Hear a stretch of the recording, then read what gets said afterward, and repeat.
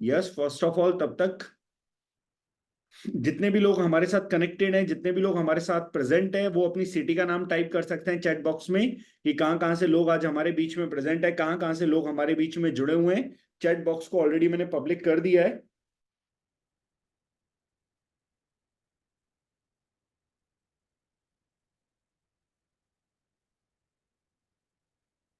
रेवा, Indore, Jaipur, Orissa, Mumbai, Asansol, waste Bengal. Yes, अलग अलग जगह से लोग आज हमारे बीच में यहाँ पे जुड़े हुए हैं, अलग अलग जगह के लोग आज हमारे बीच में यहाँ पे प्रेजेंट है।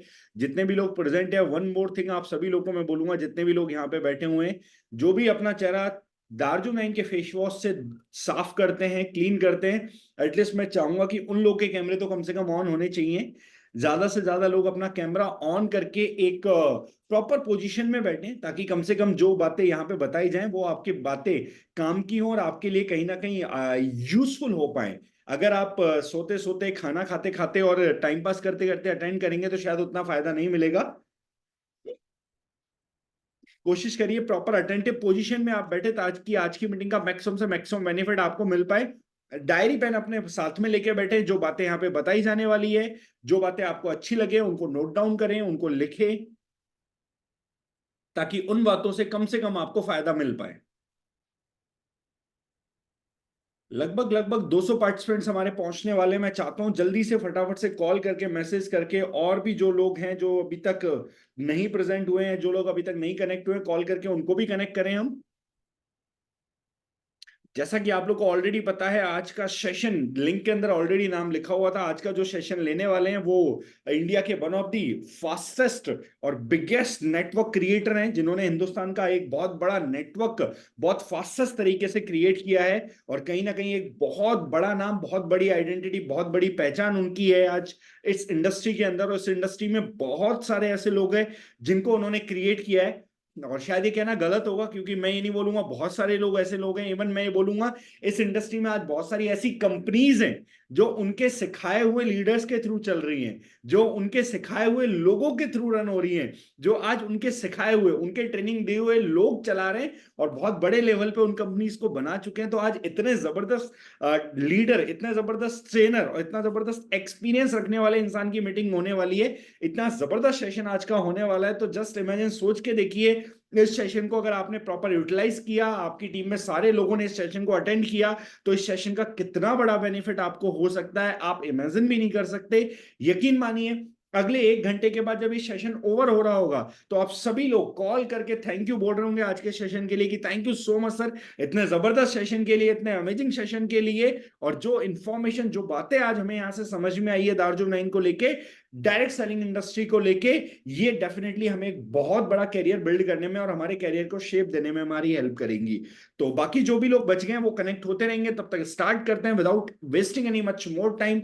Now I am going to invite the person जो आज अपने आप में एक बहुत बड़े नेटवर्क को क्रिएट करने की जिम्मेदारी लेके उसको साथ में आगे बढ़ा रहे हैं। आज हजारों लोगों के मेंटोर्स हैं, आज कई सारे लोग के लिए बहुत बड़ी इंस्पिरेशन है, और कई सारे लोग की जिंदगी को बदलने में आज बहुत बड़ा योगदान रहा है सर का। तो please let me help me invite one and only mentors of mentor, mister Bhupendra Singh Gaur sir. Yes, over to you sir. नमस्कार अंकुश जी। जी नमस्कार सर। आवाज आ रही है? बिल्कुल प्रॉपर सर, एकदम। Okay okay. तो सबसे पहले तो अभी तक जो लोग भी जूम में अटेंड कर चुके हैं यानी कि ज्वाइन हो गए हैं, मैं यहाँ से उन सभी लोगों को तहे दिल से नमस्कार करता हूँ, उनका अभिनंदन करता हूँ। और अपनी बात को शुरू करने के पहले मैं थोड़ा सा आपको एक चीज और अपडेट कर देता हूँ कि मैं बहुत ज्यादा जो है जूम फ्रेंडली पर्सन नहीं हूँ। तो सो दैट मुझे कई बार ऐसा लगता है कि मैं लोगों से कनेक्ट करने में ज्यादा यकीन रखता हूँ, उनसे टू वे इंटरेक्शन करने में ज्यादा यकीन रखता हूँ। और मुझे इसमें कई बार ऐसा लगता है कि मैं बोल रहा हूँ लेकिन क्या कोई समझ पा रहा है, नहीं समझ पा रहा, कई बार मुझे ऐसा भी लगता है। हालांकि मैं अपना प्रयास करूंगा। आज का जो टॉपिक है वो टॉपिक आपने देखा होगा कि दार्जुनाइन बेस्ट और नॉट, राइट? ये टॉपिक देखा है अंकुश जी आप लोगों ने जो बैनर में लिखा है? बिल्कुल सर। अंकुश जी आप मुझसे इंटरेक्शन करते रहना है ना। जी सर, जी सर। तो श्योर। हाँ, तो आज का टॉपिक हमने क्या लिखा था? दार्जुनाइन बेस्ट और नॉट, नंबर 1। नंबर 2 हमने लिखा था कुछ एक्साइटिंग न्यूज भी है जो इस सेशन के होते होते मैं दूंगा, और शायद वो न्यूज सुन करके आप लोगों को बहुत अच्छा भी लगेगा, और काफी सारी ब्लास्टिंग न्यूज है। अब मैंने ये टॉपिक जो मुझे दिया गया, एक्चुअली में जो ये टॉपिक मुझसे डिस्कशन करने के लिए बोला गया है, तो मेरे को एक चीज आपसे कहनी है कि इस टॉपिक पे देखिए क्या लिखा है, बेस्ट और नॉट। लेकिन आपने अधिकतर देखा होगा कि ज्यादातर जो कंपनीज होती हैं वो क्या बोलती हैं, वी आर नंबर 1 कंपनी। या कोई खड़ा होता है तो बोलता है कि हम नंबर 1 कंपनी बनना चाहते हैं, number 1 number 1 number 1, we are the number 1, हम नंबर 1 कंपनी बनेंगे, हम नंबर 1 कंपनी बनेंगे। यहाँ पे जो ज्यादातर लड़ाई है वो नंबर 1 बनने की, नंबर 1 कंपनी बनने की। और हम क्या बोलते हैं कि हम एक बेस्ट कंपनी बनना चाहते हैं। हम नंबर 2 पे भी हमें कोई दिक्कत नहीं है, क्योंकि नंबर 2 पे कोई है ही नहीं, कोई बनना ही नहीं चाहता, सारे तो नंबर 1 बनना चाहते हैं। तो वहां पे नंबर 1 की भीड़ बहुत ज्यादा है, नंबर 2 की कोई भीड़ नहीं है। तो हम तो चाहते हैं कि इंडिया में जो भी कंपनीज है नंबर 1 बनती है वो नंबर 1 बने, लेकिन हम नंबर 2 में संतुष्ट भी हैं। But we are the best, हम बेस्ट बनना चाहते हैं। दार्जी विनायन एक बेस्ट कंपनी बनना चाहती है, किसके लिए, अपने कंज्यूमर के लिए, अपने डिस्ट्रीब्यूटर्स के लिए, in terms of product, in terms of service, in terms of wealth creation. तो हम एक बेस्ट कंपनी बनना चाहते हैं जो जिसको कंज्यूमर जाने, यस इसके प्रोडक्ट्स हमें यूज करने हैं। एक बेस्ट कंपनी जिसके डिस्ट्रीब्यूटर उससे प्यार करें, उसके प्रोडक्ट से प्यार करें, उसकी फैमिली उस प्रोडक्ट से प्यार करे। और एक बेस्ट कंपनी अपने डिस्ट्रीब्यूटर लीडर्स के लिए जहां से वो एक बड़ी सी बढ़िया वेल्थ क्रिएट करें और अपनी चाहतों को पूरा कर सके। मैं अपनी बात को शुरू करने से पहले कि दार्जिलिंग बेस्ट कैसे है या नहीं है, ये तराजू, ये पड़ला आपके पास है, ये आप चुनाव करिएगा। मैं अपनी सिर्फ अपनी भावनाओं को और अपनी बातों को रख सकता हूं। देखिए, डायरेक्ट सेलिंग में दो चीजें होती हैं जो मेरी नजर में है। नंबर 1 उसका कॉन्सेप्ट, नंबर 2 उसका कैलकुलेशन। जैसे कि हमें कोई डिसीजन लेना है तो हमारे पास भी क्या है, मैं मानता हूं कि कॉन्सेप्ट का मतलब है आपका दिल, और कैलकुलेशन का मतलब है आपका दिमाग। दिल और दिमाग, कहते हैं ना कि यार ये निर्णय मैंने दिल से लिया है, मेरे ये दिल का मामला है, या मैंने ये दिमाग से सोच के लिया। कई बार हम लोग दिमाग पे ऐसे प्रेजेंट करते हैं कि ये बड़ा दिमाग लगाता है, ये बड़ा दिमाग लगाता है, जबकि दिमाग तो लगाना ही पड़ेगा ये अगर आपको मैथमेटिक्स समझना है तो दिल और दिमाग के कॉम्बिनेशन से जो निर्णय लिए जाते हैं वो डेफिनेटली सही होने की उनकी संभावना ज्यादा होती है। यदि आपने सिर्फ कैलकुलेशन को समझा है और आप सिर्फ पैसे के पीछे भाग रहे हैं, अगर आप सिर्फ कैलकुलेशन समझकर पैसे के पीछे भाग रहे हैं तो आप हमेशा पैसे के पीछे भागेंगे। और अगर आप कॉन्सेप्ट को समझकर, यानी दिल को समझकर और फिर कैलकुलेशन को समझ रहे हैं, तो पैसा आपको चेस करेगा, पैसा आपके पीछे भागेगा। तो डिसाइड आपको करना है कि आपको मनी को चेस करना है या मनी आपको चेस करे। और अगर पैसा आपके पीछे बाय डिफॉल्ट आए तो मेक श्योर कि आपने उस प्रोजेक्ट का कॉन्सेप्ट को समझा है कि नहीं, उसे कंसीव किया है कि नहीं, और फिर उसके कैलकुलेशन को प्रॉपरली समझकर उसको यूज किया है कि नहीं किया है। मैं आपको एक छोटी सी कहानी से, एक स्टोरी से आपको इस चीज को समझाने का प्रयास करता हूं, और फिर अपन मुद्दे की बात पे भी आ जाएंगे। एक बार कुछ वैज्ञानिकों ने एक एक्सपेरिमेंट करने की कोशिश करी, और वो एक्सपेरिमेंट एक मेढक पे किया गया। और उस मेढक को ला करके उसमें जब एक्सपेरिमेंट किया गया तो उसका नाम रखा गया उस मेढक का डिंगो, डिंगो नाम रखा गया। और उस पर एक्सपेरिमेंट क्या किया गया कि वो अगर उसको हम एक जगह पर रखते हैं तो वो कितना कूद सकता है। ये डिंगो का एक्सपेरिमेंट था उन साइंटिस्ट लोगों का। उन्होंने एक्सपेरिमेंट करना चालू किया कि डिंगो को मोटिवेट किया कि मोटिवेशन का क्या फर्क पड़ता है, मोटिवेशन का कितना असर पड़ता है। तो वो डिंगो को मोटिवेट किया गया और उसने पहले दिन अच्छी छलांग मारी। रोज उसका मेजरमेंट होता था, कितना कूद रहा है, कितना कूद रहा है, वो देखा गया। कुछ दिनों बाद उन वैज्ञानिकों ने डिंगो की एक टांग काट दी उस मेढक की, और उन्होंने कहा कि भाई अब देखते हैं ये इस लाइन से कितना कूदेगा। डिंगो को खड़ा किया गया, वो बैठ गया, उसने प्रयास किया। अब चूंकि आपको पता है कि अब एक टांग कट गई है तो वो थोड़ा सा जो उसकी दूरी है वो कम हो गई। वो कूदा, प्रयास किया, लेकिन कम हो गई। फिर कुछ दिनों बाद वैज्ञानिकों ने एक्सपेरिमेंट करते करते उसकी दूसरी टांग भी काट दी। अब डिंगो महाराज को बिठाया गया कि ना भैया कूदो। अब डिंगो ज्यादा तो नहीं कूद सकता था, फिर प्रयास किया गया, फिर उसको मोटिवेट किया गया, वो फिर कूदा, लेकिन फिर पहले से दूरी और कम हो गई। यानी पहले जितनी थी, पहले एक टांग काटने से कम हुई, दूसरी काटने से और कम हो गई। फिर वैज्ञानिकों ने उसकी तीसरी टांग काटी, और तीसरी टांग काटी और फिर उसको वहां पे लाइन पे खड़ा कर दिया, कह रहे अब कूदो। अब डिंगो की 3 टांगे कट चुकी हैं, एक टांग बची है साहब। अब उसको मोटिवेट किया जा रहा है कि भाई कूद सकते हो, तुम कर सकते हो, you can do it dingo, yes dingo तुम कर सकते हो। सब तरफ से क्लैपिंग हो रही है, तालियां बज रही हैं। अब डिंगो परेशान हो रहा है कि भाई मैं कैसे कूदूं, मेरी तो 3 टांगे काट दी आपने। लेकिन उसको इतना मोटिवेट किया गया, मोटिवेशनल गाने लगाए गए, सब कुछ किया गया कि वो किसी तरीके से थोड़ा सा कूद गया। कूद गया मतलब कह रहे सरक गया, तो इतने से इतना हो गया। फिर उसको मार्क किया गया कि आज डिंगो कितना कूदा।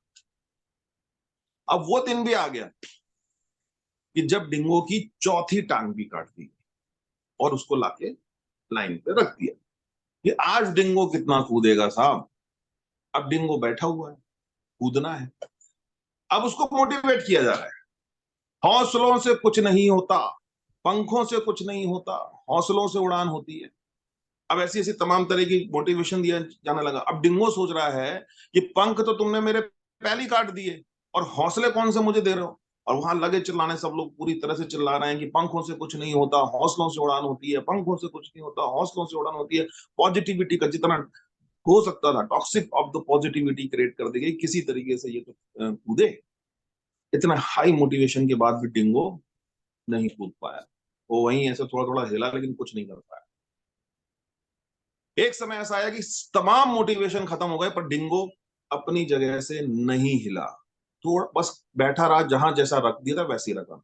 अब साइंटिस्ट लोगों ने इस पूरी इस रिसर्च का एक रिपोर्ट बनाया।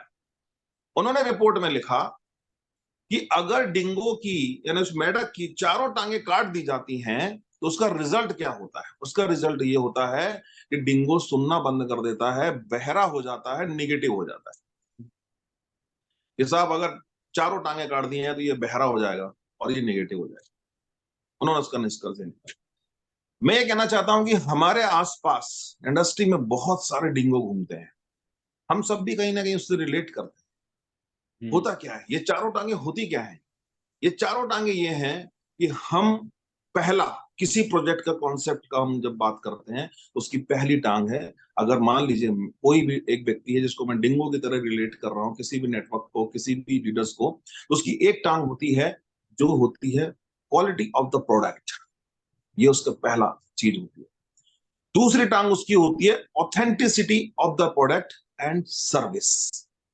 ये उसकी दूसरी टांग होती है जो उसको चाहिए होती है। क्वालिटी हमने बोल दी, एक ठेले पे बैठ रहा जो माल बेच रहा वो भी बोलेगा कि इससे बेहतर क्वालिटी कहीं नहीं मिलेगी। कोई अच्छी दुकान में बेच रहा वो भी बोलेगा, हर माल बेचने वाला आदमी बोलेगा कि हम बेस्ट क्वालिटी बनाते हैं, लेकिन पैमाना क्या है वो तय नहीं। हम हाई और एक वैल्यू किसी जूस में दे रहे हैं, किसी बेरी जूस में दे रहे हैं, बट टेस्ट हुआ है कि नहीं हुआ, उसकी ऑथेंटिसिटी है कि नहीं, वो कोई नहीं बताता। क्या निकला है। हम मसाले दे रहे हैं, अगर ऑर्गेनिक है तो उसकी ऑथेंटिसिटी क्या है। तो क्वालिटी इज उसकी पहली टांग, ऑथेंटिसिटी एंड सर्विस, उसको जो सर्विस मिलती है कंपनी की तरफ से वो उसकी दूसरी टांग। और तीसरी कि क्या ये जो ओवरऑल प्रोजेक्ट है ये सॉल्यूशन ड्रिवन है कि नहीं। क्या ये उसके कंज्यूमर को, उसके डिस्ट्रीब्यूटर को, उसकी फैमिली को, उसकी सोसाइटी को और इस नेचर को कोई सॉल्यूशन दे पा रहा है कि नहीं। यानी वो बिजनेस का जो है वो सॉल्यूशन ड्रिवन है कि नहीं है। क्योंकि जब तक कोई बिजनेस सॉल्यूशन ड्रिवन नहीं होगा, कोई सोसाइटी को कोई सॉल्यूशन नहीं दे रहा होगा, आपका बिजनेस सिर्फ और सिर्फ आप तक सीमित है, सिर्फ फाइनेंस तक सीमित है, तो आप कभी भी प्राउड क्रिएट नहीं होगा, जो इस इंडस्ट्री का बहुत बड़ा हमेशा एक लैक रहा है। कि क्या वर्क विथ प्राउड आप कर सकते हैं, अर्न जितना चाहे कर सकते हैं, और स्लीप विथ सेटिस्फैक्शन, आप प्राउड के साथ काम कर रहे हैं और संतुष्टि के साथ सो रहे हैं और मन चाहे पैसा कमा रहे हैं, तो वो तभी संभव है जब वो सॉल्यूशन ड्रिवन हो, आपको उस चीज को बताने में खुद से प्राउड महसूस। एंड द फोर्थ थिंग, ये सब होने के बाद वो सिस्टम जिसको वो रन कर रहा है, जो रिकमेंड कर रहा है, वो अफोर्डेबल है भी कि नहीं। क्या वो वाजिब दाम में वो माल मिल रहा है, और क्या वो आसपास के सराउंडिंग में कोई ऐसी यूनिक फीचर क्रिएट कर रहा है। तो quality, authenticity and service, solution driven वो है या नहीं। या फोर्थ थिंग इज अफोर्डेबिलिटी। जब ये चारों टांगे होती हैं तो आपको बहुत बड़ा मोटिवेशन देने, आपको ये कहने की जरूरत नहीं पड़ती कि पंखों से कुछ नहीं होता, हौसलों से उड़ान होती। यही वो पंख हैं जो उस डिंगो को चाहिए, यही वो पंख हैं जो मुझे चाहिए, यही वो चीज है जो आपको चाहिए। इसके बाद चालू होता है कि आप कैसे काम करते हैं, आप कैसी चीजें आगे बढ़ाते हैं। मैं जहां तक दार्जुवी 9 की बात करूं, तो दार्जुवी 9 में जब मैं पहले सबसे पहले जब मिला था, जितेंद्र सर से मिला था, तो मैंने सबसे पहले इसका कॉन्सेप्ट समझने का कोशिश किया था। और लिटरली बॉस, इसका कॉन्सेप्ट समझने के बाद मैंने 1 घंटा भी नहीं लिया था डिसीजन लेने में, नॉट अ सिंगल आवर। और उस 1 घंटे के डिसीजन में जब मैंने वो डिसीजन लिया, तो मुझे मालूम था कि मैं अपने आप को जीरो पे सेट कर रहा हूँ। जैसे गाड़ी होती है ना, गाड़ी आपकी चल रही है, एक हाई स्पीड में है, आप जीरो पे सेट कर रहे हो।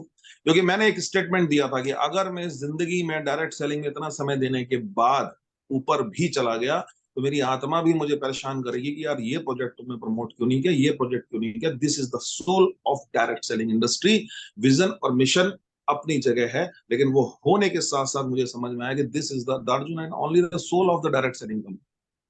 और ये मैंने नहीं किया तो मैं अपने आप को माफ नहीं कर पाऊँ। और मैंने उसी समय इमीडिएटली अपने आप को जीरो पे सेट किया और डिसाइड किया। मुझे मालूम था कि बहुत सारे लोग क्रिटिसाइज भी करेंगे, बहुत सारे लोग बातें भी करेंगे, बहुत सारे लोग कहेंगे भी कि आपने चीजों को बदला, चेंज किया। बट मैंने कभी भी उस दृष्टिकोण से इसको नहीं देखा। मैंने इसको एक ओवरऑल दृष्टिकोण से देखा कि इसका बढ़ना बहुत जरूरी है, इस प्रोजेक्ट को आगे बढ़ना, बढ़ाना, इसका साथ देना बहुत जरूरी है। तो मैंने इस चीज को देखा। और जब मेरी जितेंद्र सर से मुलाकात हुई, जो इसके मेन फाउंडर हैं, जिन्होंने काफी सालों से इस पे मेहनत करी, काफी सालों से इसको डेवलप किया था, इस थॉट को, इस बीज को, इस वृक्ष बनाने की तरफ वो लेके गए थे।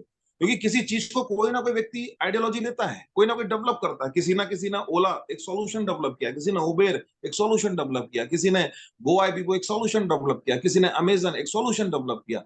एक लोगों को अफोर्डेबल प्राइस में एक ऐसे प्रोडक्ट्स लेके आना जो नॉन केमिकल सीरीज के हों, ये सब डेवलप करना, ये एक आइडियोलॉजी थी और ये एक थॉट था जो जितेंद्र जी ने, जिसका बीज आज से 8-10 साल पहले ही बो दिया था।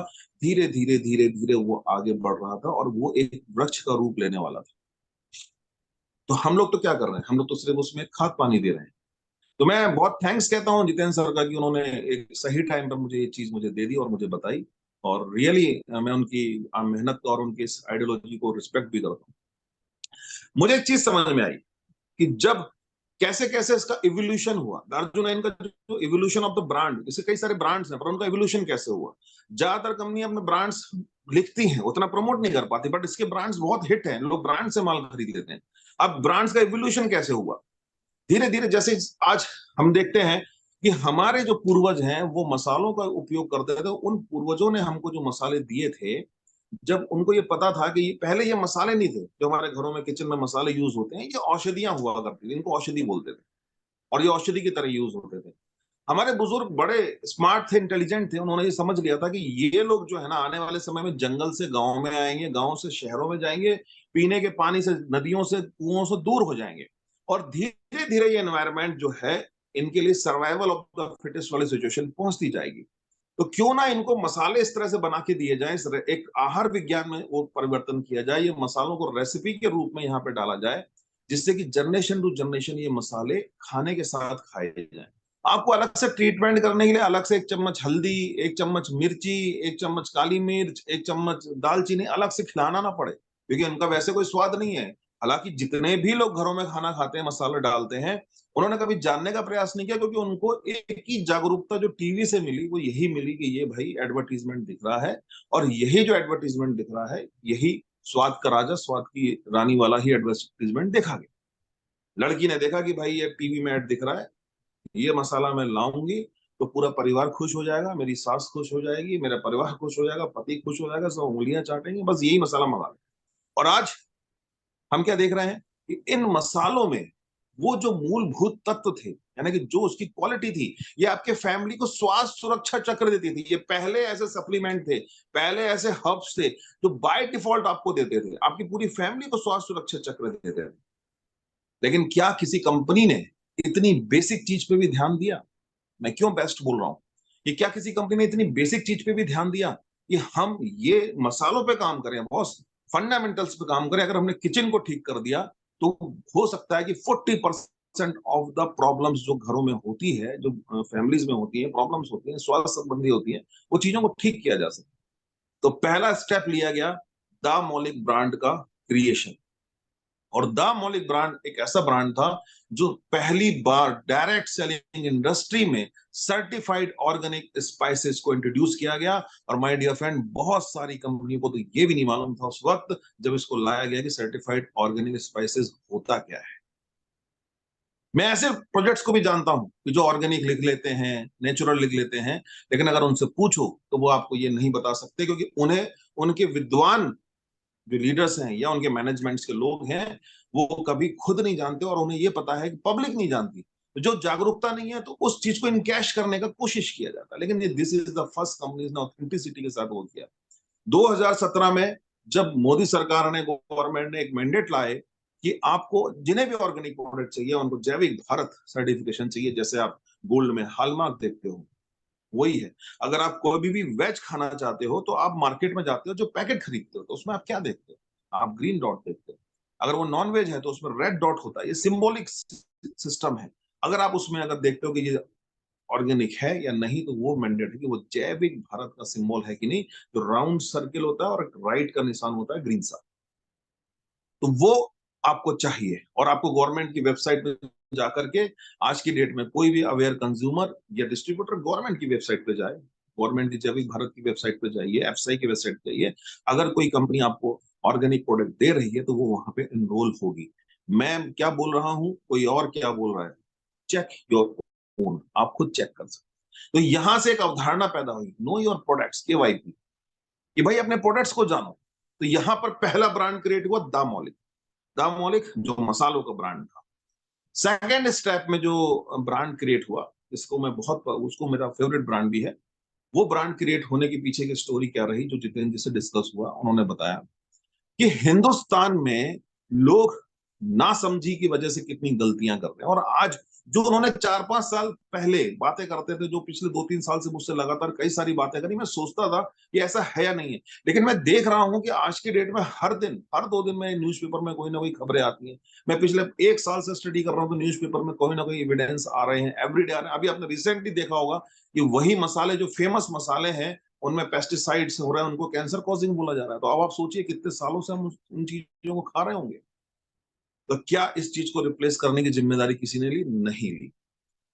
फिर एक डिस्कशन आया कि हमारे घर में जो पर्सनल केयर प्रोडक्ट होते हैं उसका क्या है।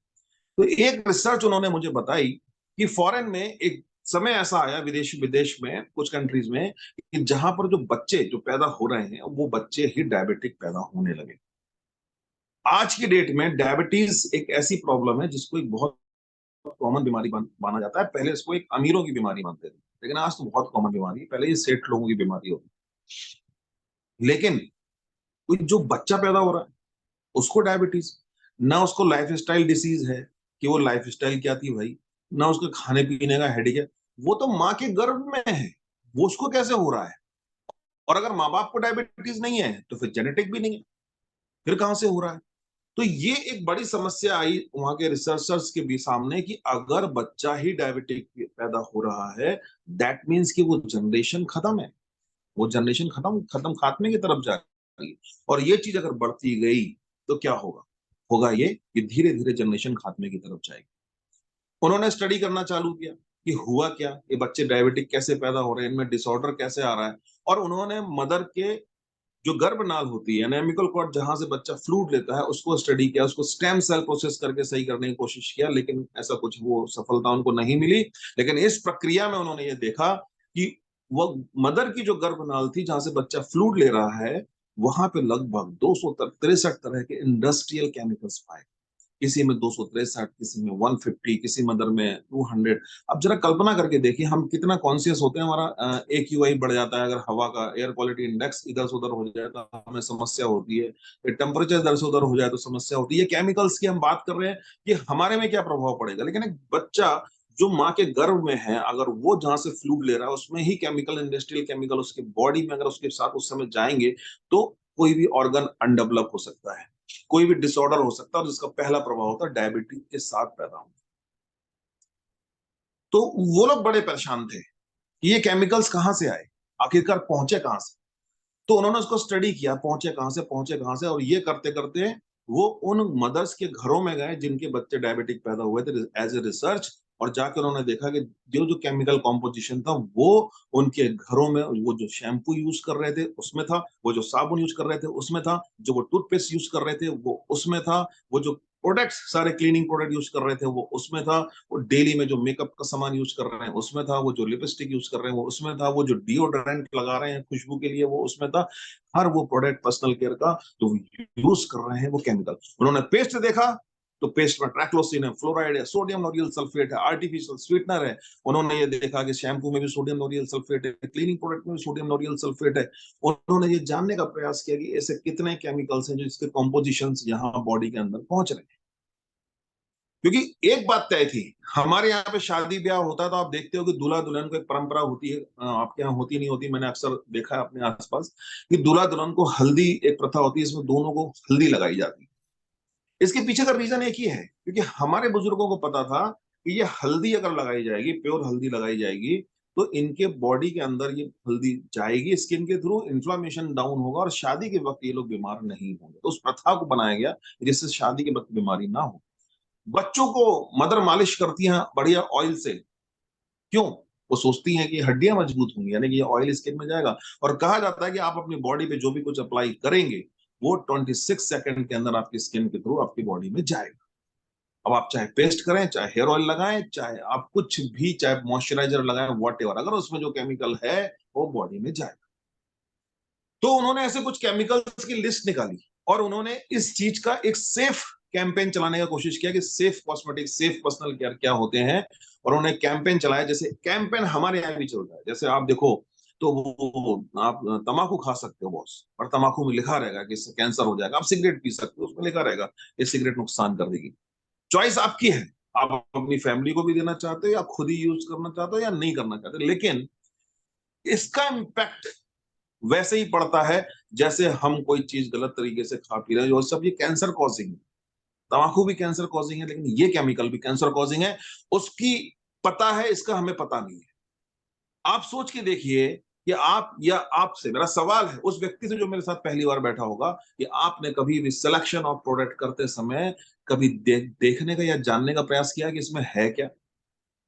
आप एक मोबाइल खरीदते हो, आप जानने का प्रयास करते हो ये क्या है? एक गाड़ी खरीदते हो, आप जानने का प्रयास करते हो ये क्या है? आप एक शर्ट यानी कपड़े खरीदते हो, जानने का प्रयास करते हो, लेकिन आप कभी भी जब ये प्रोडक्ट जो घर में आपकी बॉडी के ऊपर अप्लाई होने हैं, आप कभी जानने का प्रयास नहीं करते कि ये साबुन लिया है भाई, इसे मैं लगाऊंगा, हमारे घर वाले लगाएंगे या कोई और लगाएगा, या हमारे घर में कोई गाय भैंस है, हम किसको लगाने वाले?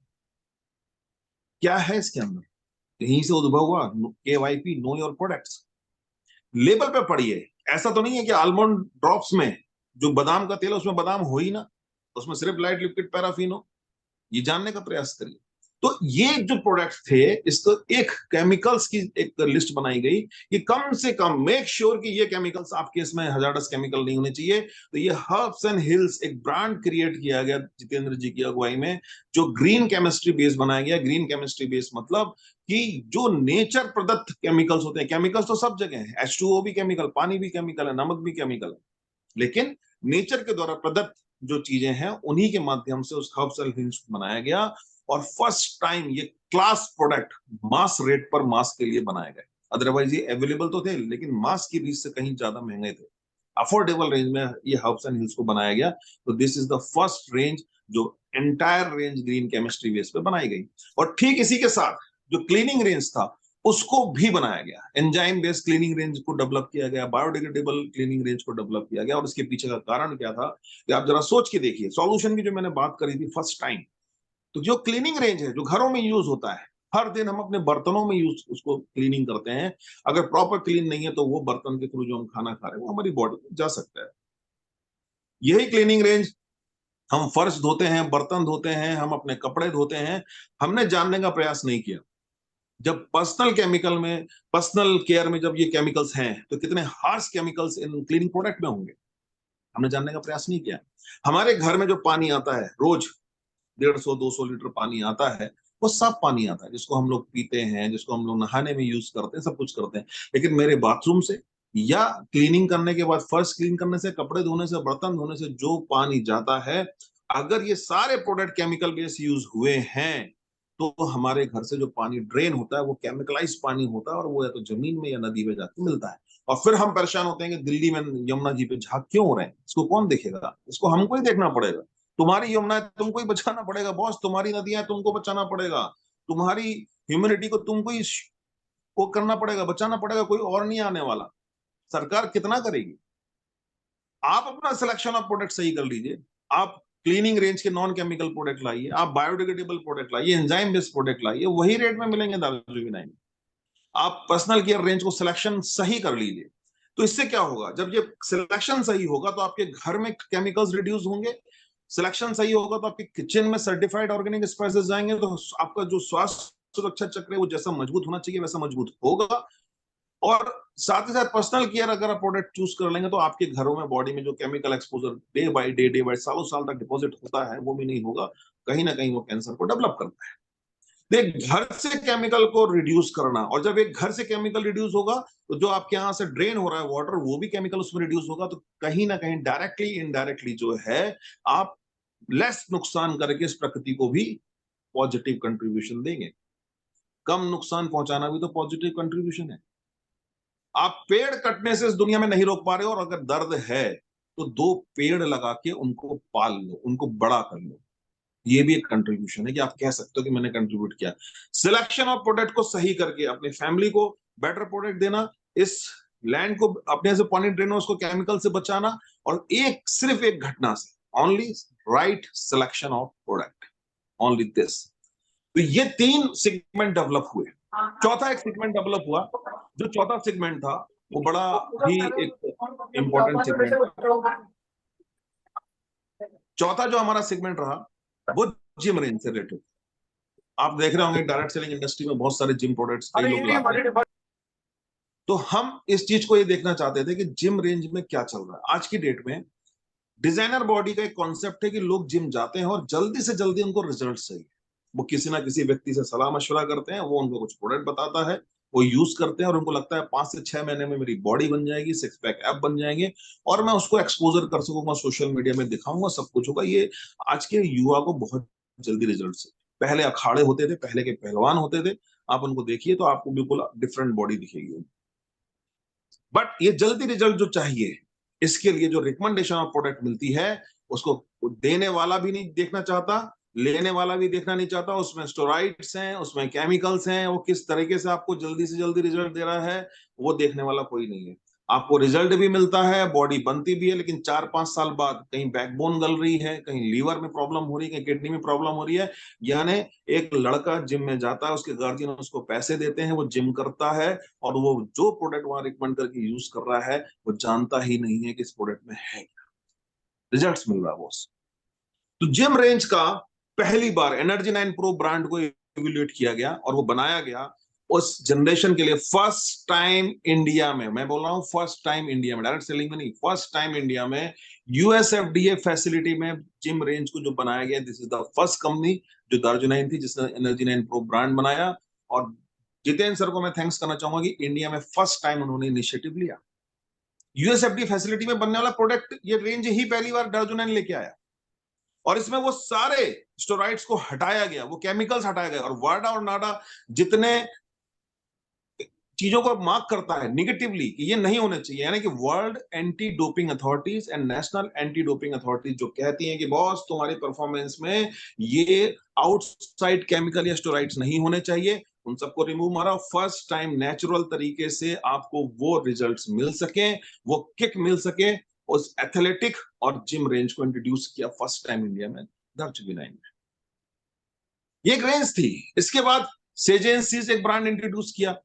आयुर्वेद में शास्त्रवत आयुर्वेद तरीके से इंट्रोड्यूस किया गया इसको, यानी जैसा शास्त्रों में लिखा वैसा बनाया गया। अगर मान लो इसको हम हीमोग्लोबिन से रिलेटेड कोई प्रोडक्ट बना रहे हैं और उसमें लिखा है कि ये आपको लोहे की कढ़ाई में बनना चाहिए, इसमें आम की लकड़ी की अग्नि देनी चाहिए, ये मंत्र से कॉस्मिक एनर्जी देनी चाहिए, तो वही प्रक्रिया को अपनाया गया।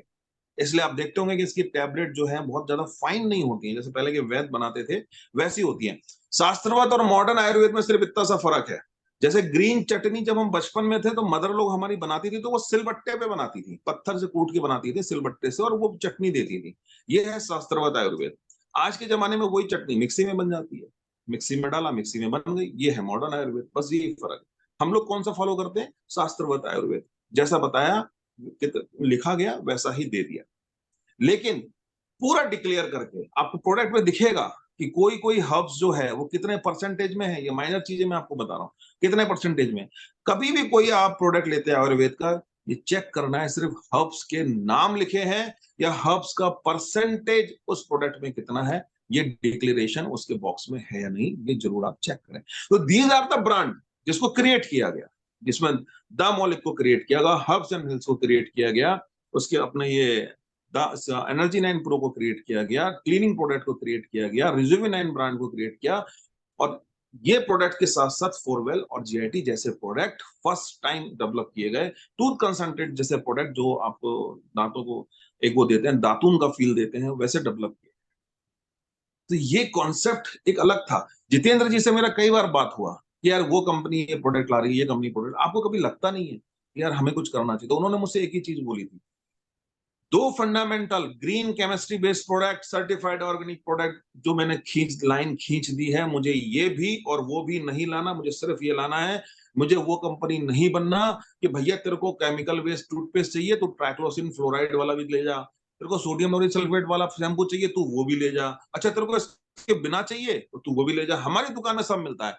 उन्होंने एक ही चीज बोला कि मुझे कैपिटलिस्ट थॉट से काम नहीं करना, जो भी माल बिकेगा मैं बेचूंगा।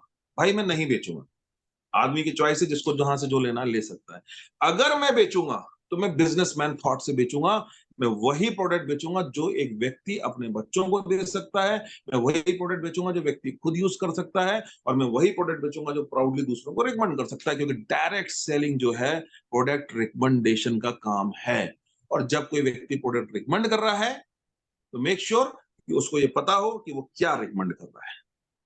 अगर हजारों लोगों को ऐसे पेस्ट रिकमेंड कर देगा एक डायरेक्ट सेलर कि क्या बोलते हैं जिसमें केमिकल्स पड़े हैं, जिसमें ट्राइक्लोसिन है, फ्लोराइड है, सोडियम सल्फेट है, तो उसके रिकमेंडेशन में और टीवी में आकर के जुबां केसरी करके गुटके का ऐड करके बेचने में फर्क क्या रह गया? कोई फर्क नहीं रह गया। वो पैसे के लिए बेच रहे हैं, तुम अज्ञानता की वजह से बेच रहे हो, तो जागरूक हो जाओ। और जागरूकता के बाद भी बेच रहे हो तो बॉस ये जिम्मेदारी आपकी है कि आप जो पैसा कमा रहे हो उसकी जिम्मेदारी आपको लेनी होगी। ये कल को आपको पता होना चाहिए कि इसके इम्पैक्ट क्या होने वाले हैं, सालों साल तक इसका यूज होने का फर्क क्या पड़ने वाला है। इस देश की नंबर 1 कंपनी के भी प्रोडक्ट अगर हम देखेंगे, किसी भी, जो मैं बोलता हूँ नंबर 1 की लड़ाई नहीं, जितने लोग बोलते हैं ना नंबर 1 नंबर 1 नंबर 1, उनके प्रोडक्ट को स्टडी करिए। बड़ी बड़े टर्नओवर के बाद भी, बड़े बड़े साइंटिस्ट होने के बाद भी, बड़ी बड़ी लैब होने के बाद भी, जो उनके चेयरपर्सन है उनकी नॉलेज बहुत ज्यादा है, सब कुछ होने के बाद भी मुद्दे की बात यह है कि उनके पेस्ट में ये केमिकल्स होंगे, उनके शैम्पू में ये केमिकल्स होंगे। क्या उन्हें नहीं पता है कि ये प्रोडक्ट बनाते समय इसमें डाले जा रहे हैं? क्या उन्हें नहीं पता है कि इनको हटाया जा सकता है? डायरेक्ट सेलिंग का मतलब है sense of responsibility, responsible recommendation करना। डायरेक्ट सेलिंग का मतलब है कि यही चैलेंज ऑफ रिस्पॉन्सिबिलिटी, जब मैं इस चीज को करना चाहूंगा तो आसपास के लोग बोलेंगे ये नहीं हो सकता, ऐसा होता कहाँ है, और लोगों को जागरूक करना क्यों है अगर वो सोए हुए हैं तो। बॉस यही तो अपॉर्चुनिटी है, हम इस तरीके से आगे बढ़ रहे हैं और आने वाले वक्त में हम इस तरीके से चीजों को ग्रैब करेंगे। और अभी वो चीजें होने लगी है, अब वो हो रही है। किसी और को तैयारी करने पे ये चीज एक दिन मैं आपको यहाँ पे बोल रहा हूँ, ये भी रिकॉर्डिंग हो रही है, एक दिन ऐसा आएगा। हमने पहले भी कहा था, जितेंद्र जी ने भी कहा था, और आज मैंने पहले भी कहा और आगे भी मैं कह रहा हूं, एक दिन ऐसा आएगा कि हर किसी को बोलना पड़ेगा ये केमिकल फ्री तो होना पड़ेगा, चाहे वो कोई भी कंपनी। नहीं तो अदरवाइज मेरा एक सिंपल सा आज ओपन एक क्वेश्चन है, एक साधारण व्यक्ति से, एक लीडर से, एक नेटवर्कर से, एक कंपनी से, या अपनी कम्युनिटी से, डायरेक्ट सेलिंग की जितनी कम्युनिटी है, जितने लोग भी इस कम्युनिटी में हैं, जो भी नेटवर्क मार्केटिंग करते हैं, मैं से एक प्रश्न पूछना चाहता हूं कि यदि आपको उसी दाम पर, उसी अफोर्डेबल प्राइस पर प्रोडक्ट मिले, तो आप केमिकल बेस्ड प्रोडक्ट यूज करना चाहेंगे अपनी फैमिली के लिए, केमिकल बेस्ड प्रोडक्ट रिकमेंड करना चाहेंगे, या फिर आप अपनी फैमिली के लिए केमिकल फ्री प्रोडक्ट यूज करना चाहेंगे और केमिकल फ्री प्रोडक्ट रिकमेंड करना चाहेंगे? अगर आपको अफोर्डेबल प्राइस में मिले तो आप अपनी फैमिली में वो मसाले यूज करना चाहेंगे जो सिर्फ स्वाद देते हैं और मे भी जिनमें पेस्टिसाइड्स भी हो, केमिकल्स भी हो सकते हैं, और वही मसाले आप दूसरों को रिकमेंड करना चाहेंगे जो आपके नियर एंड डियर हैं? या सेकंड ऑप्शन कि आप वो मसाले यूज करना चाहेंगे जो सर्टिफाइड, जैविक भारत सर्टिफाइड, ऑर्गेनिक है, ऑथेंटिक ऑर्गेनिक मसाले दर्ज के हैं, और वही चीज अपने नियर एंड डियर को रिकमेंड करना चाहिए? आप कौन से जिम प्रोडक्ट यूज करना चाहेंगे, वो जो स्टेरॉइड बेस है, केमिकल बेस है, या वो जो नॉन स्टेरॉइड बेस है और नेचुरल तरीके से बनाए गए हैं। ये पूरी डायरेक्ट सेलिंग कम्युनिटी से क्वेश्चन है कि किस तरह के प्रोडक्ट आप रिकमेंड करके, यही से सवाल उठता है कि रिकमेंडेशन आपको प्राउड क्रिएट करता है और एक कॉन्सेप्ट क्रिएट करता है जिसको बोलते हैं मिशन केमिकल फ्री। एक बिजनेस जो पर्पसफुल है, एक बिजनेस जो सॉल्यूशन देता है इस पूरी कम्युनिटी को, इस पूरे नेचर को, सबको सॉल्यूशन देता है। अब कैलकुलेशन की अगर मैं बात करूं, मैं सिर्फ कैलकुलेशन को अभी हटा देता हूं, बिजनेस प्लान को हटा देता हूं, तो क्या ये कॉन्सेप्ट जो मैं आपको बता रहा हूं कि ये प्रोडक्ट मैं किसी कॉलेज में, किसी इंस्टीट्यूट में, किसी व्यक्ति के सामने, शहर के बड़े से बड़े व्यक्ति, किसी के भी सामने अगर मैं रखता हूं कि this is the concept of our company, तो रख सकता हूं? क्या कोई और रख सकता है? या वही हमें ज्ञान देना है कि दुकान बदलना है, ये यहाँ पर एक फैक्ट्री होती है, यहाँ पे एक सीएनडएफ होता है, फिर ये होता है, फिर दुकानदार होता है, फिर डिस्ट्रीब्यूटर होता है, फिर ये होता है। आप बताइए जाके।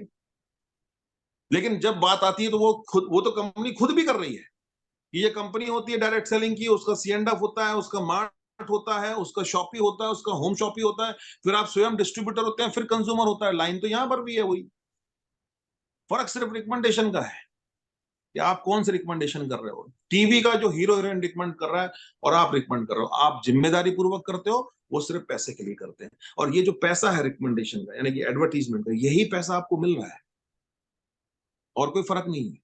तो मेक श्योर, जब मैंने इस चीज को किया था तब लोगों ने मुझे बोला कि क्या आपने चेंज कर ली कंपनी? मैंने कहा नहीं, मैंने चेंज नहीं करी, मैंने तो ट्रांसफॉर्मेशन ही कर लिया बॉस। बोले मतलब? मैंने कहा मान लीजिए आप एक सीढ़ी चढ़ते हुए किसी छत पे जा रहे हैं और वो 200 सीढ़ियां हैं, और अगर आप 50 सीढ़ी चढ़ते हैं, मेरी बात ध्यान से सुनिए, अगर आप 50वीं सीढ़ी पे होते हैं और कोई आपसे पूछता है कि आप कहां पे हैं, तो क्या आप ये बोलते हैं कि मैं 50वीं सीढ़ी पे हूं? नहीं, आप बोलते हैं मैं सीढ़ी पे हूं। आप थोड़ा सा आगे बढ़ते हैं और अब मान लीजिए 80वें नंबर सीढ़ी पे हैं और कोई पूछता है कहां पे हो, तो आप बोलते हो अभी भी मैं सीढ़ी पे हूं, पहुंचा नहीं। और ऊपर बढ़ते हो तो सीढ़ी, यानी कि आप किसी भी स्टेप चेंज कर रहे हो, लेकिन हो सीढ़ी में। चेंज वो होता है जब सेम सेगमेंट ऑफ प्रोडक्ट से आप उसी सेगमेंट में चले गए, सिर्फ कंपनी का नाम बदल गया, एमडी का नाम बदल गया, और आपने पुरानी कंपनी में कुछ प्रॉब्लम्स, नई कंपनी में कुछ अच्छाइयां, इसके डिस्कशन चालू हो गए। बस यही चीज होती है। तो वो चेंज है, क्योंकि प्रोडक्ट पहले भी वही था, प्रोडक्ट अब भी वही है, एमडी चेंज हो गया, यहाँ पे दूसरा एमडी हो गया, प्लान में थोड़ा बहुत चेंज हो गया, इससे क्या हुआ? This is the change. लेकिन जैसे वो सीढ़ी चढ़ता हुआ छत पे पहुंचता है और वो ये पूछता है, अगर आप उससे तब पूछते हो कहां पे हो, तो बोलता है मैं छत पे हूं। अब वो चेंज नहीं रहा, वो ट्रांसफॉर्मेशन हो गया, रूपांतरण। जैसे आप जिम में जाते हो, जिम में क्या होता है? जिम में आप ये नहीं बोलते मेरी बॉडी चेंज कर दो, आप बोलते मेरी बॉडी को ट्रांसफॉर्मेशन करना है। तो ये this is the transformation. Entrepreneur से इको एंटरप्रेन्योर की तरफ जाना है, this is the transformation. Chemical based segment को रिकमेंडेशन करना, यूज करने को विड्रॉ करके नॉन केमिकल सीरीज को रिकमेंडेशन में करना, जाना, यूज करना, इसको प्रमोट करना, this is the transformation. This is the transformation. एक सेगमेंट को विड्रॉ करके दूसरे सेगमेंट में स्विच करना कंप्लीट ट्रांसफॉर्मेशन है। सेम सेगमेंट में जाते हो आप, सेम तरह के प्रोडक्ट को, फिर सेम तरह के प्रोडक्ट, पहले भी केमिकल बेस्ड पेस्ट बेच रहे थे, अभी भी केमिकल बेस्ड बेच रहे हो, एमडी का नाम बदल गया, this is the change. But दार्जुविनाइन में आना मतलब कंप्लीट ट्रांसफॉर्मेशन है। और यही फर्क है, जब आपके सामने कोई कॉन्सेप्ट आता है तो आपको अपने बुद्धि और विवेक का उपयोग करना होता है। एक बार मैंने यही बात बोल दी तो एक भाई साहब ने मुझसे बोला कि सर आप बोल रहे हो बुद्धि और विवेक का उपयोग करना होता है, इसमें फर्क क्या है? मैंने कहा बहुत छोटा सा फर्क है। बुद्धि सभी के पास है, उसके हिसाब की है, बच्चे के पास भी है, बड़े के पास भी है, औरत के पास भी है, पशुओं के पास भी, इवन कोई पागल है उसके पास भी। पागल खाने में जो है ना, वो उसके हिसाब से उसकी बुद्धि है, वो जो कर रहा है वो उसकी बुद्धि के हिसाब से कर। बट विवेक, बुद्धि का उपयोग करना, बुद्धि का तर्कपूर्ण उपयोग करना विवेक है। जिसको यूज करना आ जाए, जो यूज कर सके, जो समझ सके कि हाँ यार ये सही है, ये गलत है। और अब हमें करना क्या है? अब हमें ये करना है कि हमें इसकी कैलकुलेशन पे जाना है कि क्या दूसरे लोगों से हमारे कैलकुलेशन बेटर है या बेस्ट है, कैसे हैं। मैं आपको एक बहुत मोटा सा रॉकेट साइंस बताता हूं। पैसा बांटने की व्यवस्था सभी कंपनियों के पास लगभग समान है। अगर कोई कंपनी जीएसटी भर रही है, प्रॉपर टैक्सेशन दे रही है, कोई अंडर कटिंग नहीं कर रही है, तो सभी के पास पैसा बांटने के, यानी 1 रुपए में अगर 4 चवन्नी है तो सारे लोग 4 चवन्नी बांट सकते हैं, कोई 5वीं चवन्नी पैदा नहीं कर सकता। 10-10 पैसे करके 1 रुपए बांट लो, 4 चवन्नी करके 1 रुपए बांट लो। बांटने का यानी कैश फ्लो और डिस्ट्रीब्यूशन, एलोकेशन ऑफ डिस्ट्रीब्यूशन अलग अलग हो सकता है, फंड एलोकेशन अलग अलग हो सकते हैं, बट दायरा वही है जिस दायरे में आपको बांटना है। कोई बोलता है मेरे में ज्यादा बढ़ता है, कोई बोलता है मेरे में कम, नहीं बॉस, ये सिर्फ मिथ है। कोई बोलता है बीवी ज्यादा होने से पैसा बढ़ता है, मिथ है। मैं बोलता हूं कि 100% बीवी देकर 100% बांटोगे तभी तो 100% बढ़ेगा। 60 का 60 बीवी दे करके अगर आप 60% बांटोगे तो 6×6 = 36 ही होगा। और अगर आप 36 बीवी दे करके 100% बांटोगे तो भी 36 होगा, यानी 60 बीवी का 60% जो है 36 होगा, यानी कि 60% का 60% डिस्ट्रीब्यूशन जो है वो 36 होगा, और 36 बीवी है उसका 100% डिस्ट्रीब्यूशन भी 36 होगा। तो आपको कैलकुलेटर में फंसना क्यों है, ये बात समझ लीजिए, सबके पास वही विज्ञान है, ज्ञान विज्ञान वही है, उससे ज्यादा कुछ नहीं है, बस थॉट है। जैसे मैं आपको बताता हूँ, रिटेल इनकम एक बहुत अच्छी इनकम होती है, एमआरपी का गैप एक इनकम होती है, लेकिन डायरेक्ट सेलिंग में सबसे बड़ी प्रॉब्लम क्या आती थी पहले, क्यों मैं बता रहा हूँ। एक प्रॉब्लम ये आती थी कि चाहे वो नंबर 1 की लड़ाई कर रही कंपनियां हो, उनके अंदर एक खासियत है, आदत है, उनकी जो बड़े बड़े लीडर्स हैं, इवन कंपनी के जो ऑफिशियल सोशल मीडिया पेज हैं, ये यहाँ पे सारे लोग अपने रेट छाप देते हैं कि भैया हमें इस भाव मिल रहा है, भैया हम तो ये आपने कभी जीवन में कोई ऐसी दुकान देखी किराने की जहां से आप माल खरीदते हो? कोई भी ऐसा मार्ट देखा कि जो ये लिखता हो कि तुम्हारे लिए प्राइस इतना है, और एक रेट लिस्ट लगा रखी हो कि मुझे इतने में मिलता है, कि भैया तुम्हारे लिए जो ब्रेड है वो 30 रुपए की है और मुझे 22 रुपए में ब्रेड मिलती है, तो दोनों रेट टांग के रखता है? नहीं रखता। लेकिन रेट सेंसेशन के लिए, प्राइस को अट्रैक्ट करने के लिए चिल्ला चिल्ला के, भाई 99 रुपए का प्रोडक्ट, 99 रुपए का प्रोडक्ट, 99 रुपए का प्रोडक्ट, 100 रुपए का प्रोडक्ट, 100। तो ये प्राइस को इतना पंप किया जाता है, खासकर ये जो सीनियर लीडर्स होते हैं, कंपनी के पेजेस होते हैं, उनको लगता है कि हम ये प्राइस बढ़ा के लोगों को खींच लेंगे, बस ये खेल है। और जैसे ये बताया बॉस, आप अपने ग्राउंड लेवल के जितने लोग प्रोडक्ट आपका बेच सकते थे, जो रिकमेंड कर सकते थे, जो रिटेल इनकम कर सकते थे, उनकी रिटेल इनकम की हत्या हो जाती, लिटरली मर्डर हो जाती। दार्जिलिंग में एक चीज मैनेज रही, जो जितेंद्र जी का एक थॉट था कि हम हमारे रेट को सोशल मीडिया में नहीं डालेंगे बॉस, हम हमारे रेट को अपने कंपनी के ऑफिशियल सोशल मीडिया पेजेस पे नहीं डालेंगे, हम प्रोडक्ट पे बात करेंगे, हम प्रोडक्ट के कॉन्सेप्ट पे बात करेंगे, हम प्रोडक्ट के इंग्रेडिएंट्स बेटर देंगे। प्राइस मेरा डिस्ट्रीब्यूटर तय करेगा कि अगर वो अपने कंज्यूमर को दे रहा है तो वो क्या प्रॉफिट रखना चाहता है, क्या प्रॉफिट नहीं रखना चाहता, मैं उसका प्रॉफिट क्यों मारूं? अगर मैं अपने सोशल मीडिया आईडी पे किसी प्रोडक्ट का डीपी रेट डाल दूंगा, तो आप बताइए जो लोग मेरी टीम में, वो कैसे कमा सकते हैं रिटेल प्रॉफिट? नहीं कमा सकते। तो आप देखिए, आपको तरीके दिखेंगे, आप जिस कंपनी में भी जाते हैं या सोचते हैं, देखिए उसके तरीके क्या है, क्या आपकी पहली इनकम की वो मर्डर तो नहीं कर रहा है, हत्या तो नहीं कर रहा है? बाकी की तो अभी कहानी बाकी है।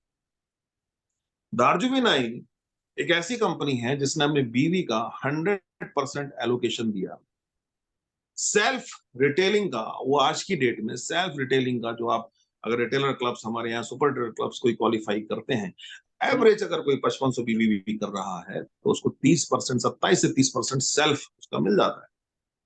कंज्यूमर बेनिफिट में कोई हमारा रेगुलर कंज्यूमर है तो उसको 35% तक वैलिड मिलता है। और प्राइस की मैं बात कर रहा हूँ, अफोर्डेबिलिटी की, जितनी भी कंपनियां हैं अगर आप प्राइस कंपेयर करेंगे तो नॉन केमिकल सीरीज होने के बाद भी हम इन सब के प्राइस को ऑलमोस्ट बीट करते हैं। बट फर्क क्या है, गाने नहीं गाते इसे, क्योंकि हमें हमारे लोगों की इनकम की चिंता है, उसको हमें फर्क पड़ता है, क्योंकि वो पैसा कमाते हैं, हम उसकी इनकम नहीं मारते। एक बड़ा लीडर ये सोच सकता है कि मेरे को 5 लाख का चेक आ रहा है, प्राइस प्राइस प्राइस गा, तो उससे फर्क क्या पड़ता? नहीं बॉस, जो छोटे छोटे इनकम कर रहे हैं ना, जो बड़ा पैसा कमा रहे हैं, रिटेल कर रहे हैं, उनकी इनकम को हम खत्म नहीं कर सकते। इसलिए बट आप प्राइस कंपेरिजन हमारे डिस्ट्रीब्यूटर के साथ मिलकर करेंगे, लीडर के साथ मिलकर करेंगे, तो आप देखेंगे कि हम नॉन केमिकल सीरीज में इस इंडस्ट्री को लीड करते हैं।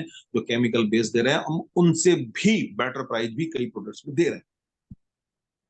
तो यहां पर हमको समझना होगा कॉन्सेप्ट, यानी जब यहां पे मुझे स्वीकार हो रहा है, जब मेरे दिल को ये चीज स्वीकार हो रही है, यस ये दिस इज द कॉन्सेप्ट, ये मेरे को समझ में आ रहा है, मैं इसको करना चाहिए, ये एक ऐसा कॉन्सेप्ट है जो सब जगह प्रमोट करना चाहिए, सबको बताना चाहिए, जैसे ये मेरे को एक्सेप्ट होता है, मैं कंसीव करता हूं, बिलीव करता हूं, देन बात आती है कैलकुलेशन की, हाउ टू अर्न मनी। अगर कॉन्सेप्ट समझ में आ गया तो अंदर से इंस्पिरेशन आएगा, अंदर से, फिर ये मोटिवेशन की जरूरत नहीं पड़ेगी बहुत ज्यादा। ये डिंगो कूद, पंखों से क्या होता है, हौसलों से उड़ान होती है। नहीं बॉस, वो खुद ही हौसले उसके अंदर आ जाएंगे, क्योंकि वो प्राउड के साथ काम करेगा, मोहब्बत से पैसा कमाएगा और संतुष्टि से सोएगा। यही तो है दार्जुनैन की खासियत, यहाँ के लोगों की जो काम कर रहे हैं। तो कैलकुलेशन में आज हम लोग नहीं जाएंगे, बिजनेस प्लान पे आज हम लोग नहीं जाएंगे, बट मैं ये बोल सकता हूं कि आपका बिजनेस प्लान कॉम्पिटेटिव किसी भी कंपनी के बिजनेस प्लान से अगर अप नहीं है तो डाउन भी नहीं है, बहुतों की जगह तो अप है, लेकिन ये मेक श्योर कि वो उनसे कहीं डाउन नहीं, राइट। यस। आपको ये तय करना है आपका प्रेजेंटेशन कैसा है, आपको तय करना है। मैंने बता दिया सबका सर्किल वही है, फंड एलोकेशन का तरीका सबके अलग अलग हो सकते हैं। कैलकुलेशन की बात हम लोग कभी किसी नेक्स्ट सेशन में करेंगे, किसी उसमें करेंगे। 3 स्टेप में समझ लीजिए, इस कंपनी में अगर बड़ा काम करना है तो 3 स्टेप को समझ लीजिए। नंबर 1, पहला पहला चीज ये आपको ये समझना है इसका कॉन्सेप्ट क्या है जो डिस्कस किया। सेकंड चीज, प्रोडक्ट्स क्या है उनको समझना है, डॉक्टर नहीं बनना उसका, प्रोडक्ट का डॉक्टर नहीं बनना है वो सब, प्रोडक्ट को समझना है। और थर्ड थिंग, इसका बिजनेस प्लान क्या है, कॉन्सेप्ट, प्रोडक्ट और business plan. About the project and profile उसका एक पार्ट है कॉन्सेप्ट का, कि कंपनी क्या है, दार्जुनाइन क्या है, who is the founder, who is the owner, और कंपनी का ऑफिस सेटअप, सब चीजें आप जानते हैं जिसको आप बता सकते हैं। One of the best setup, own setup है कंपनी का। तो कॉन्सेप्ट, डिलीवर, प्रोडक्ट के बारे में जानकारी जो है हमारे पास, और थर्ड थिंग कैलकुलेशन यानी बिजनेस प्लान। ये 3 चीजें अगर आपके पास है, आपका बिजनेस प्लान रेडी है, आपके पास अपनी प्रेजेंटेशन फाइल है बनी हुई फिजिकली, आपको कोई नहीं रोक सकता। सिर्फ फॉलो करिए, लीड करिए और अपना चीजों को आगे मल्टीप्लाई करते जाइए। यहां तक डिस्कशन के बाद अब बात आती है कुछ इंफॉर्मेशन की, कुछ न्यू अपडेट्स की, जिसकी जानकारी मुझे आप लोगों को देनी। तो मुझे ये देखना है कि क्या मैं ये नई जानकारी आप लोगों को दूं, कोई सो तो नहीं गया। नहीं नहीं, बिल्कुल सर, 100% सब लोग रेडी हैं। अभी सर 375 लोग हैं सर, बिल्कुल लगातार लोग बढ़े हैं, कम नहीं हुए। क्या क्या लोग जाग रहे हैं? क्योंकि जूम में मुझे बस सबसे बड़ी चीज यही समझ में नहीं आती है, मुझे हमेशा लगता है कि ऐसा तो नहीं कि मैं बोलता जा रहा हूँ लोग सो गए हों। नहीं, लोग लगातार बढ़े हैं सर, 375 पार्टिसिपेंट्स है अभी तो, जब से जूम स्टार्ट हुई है लोग कंटिन्यू बढ़े हैं। चैन से जीना है तो कोहराम मचा दो, इस दुनिया को बता दो कि मिशन केमिकल फ्री क्या है, दार्जुनाइन क्या है। जितना आप चर्चा करोगे, जितना आप पर्चा बांटोगे, बस एक थॉट पकड़ लो। जैसे नेता लोग चुनाव लड़ते हैं ना, तो वो एक ही चीज करते हैं, हर घर से वोट मांगने जाते हैं, वोट मिले चाहे ना मिले, उस हर घर से तो मांगने सब जगह जाते हैं। उनका हम्म। प्रचार प्रसार करने का तरीका मुझे बड़ा पसंद आता है। वो पकड़ लो बॉस, चर्चा सबसे करो, पर्चे बांटते रहो, चर्चा करते रहो, पर्चे बांटते रहो, चर्चा पर्चा करते रहो, ये काम आपका हो ही जाएगा। काम सही है, सब तक पहुंचाने का काम। प्रोडक्ट बोलता है आपसे कि भाई तुम नेटवर्क के थ्रू मुझे सबके घर तक पहुंचा दो, बाकी काम मैं कर लूंगा। और बिजनेस प्लान, प्रेजेंटेशन फाइल बनाना है, टीम बिल्डिंग करना है। एक चीज समझिए, art of retailing and art of team building, ये दोनों का बैलेंस बनाना है। एक नाव का जब चप्पू चलता है ना, अगर आप एक ही चप्पू चलाएंगे तो नाव वहीं गोल गोल घूमती रहेगी। जब ये दोनों चप्पू चलेंगे तो ही नाव आगे जाएगी बॉस। तो हमको नाव के दोनों चप्पू चलाने हैं, दोनों का संतुलन रखना है।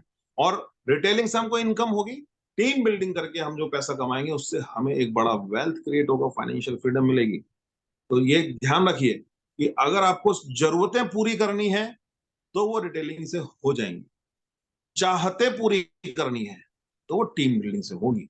जरूरत और चाहत में फर्क है, जरूरत का पैसा और चाहतों को पूरा करने का पैसा, दोनों में फर्क है।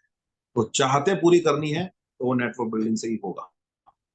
चलिए अब आते हैं खटाखट कि इसमें सबसे पहले कि हमारे इस जूम सेशन में कोई ऐसा व्यक्ति है जिसने अभी टैलेंट कॉन्टेस्ट हुआ था जिसको अचीव किया हो, अंकुश जी? हाँ बिल्कुल सर, डेफिनेटली काफी सारे लोग दिख रहे हैं सर मेरे को। कोई ऐसे हैंड रेज कर रहा हो जिसने टैलेंट कॉन्टेस्ट अभी जो क्लोज हुआ वो अचीव किया? अगर हैंड रेज करेगा कोई तो मैं अनम्यूट कर सकता हूँ, अभी तो कुछ लोग दिख रहे थे मेरे को यहाँ पे। आप खुद आपने अचीव किया सर? बिल्कुल सर। प्रवीण मोहिते जी बता रहे हैं उन्होंने आई एम अचीव किया है। प्रवीण मोहिते जी को स्क्रीन पे लाइए अगर आ सकते हैं तो। एक मिनट बस सर।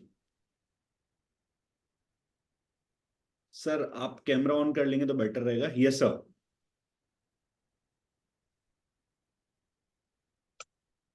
प्रवीण जी कैसे हो?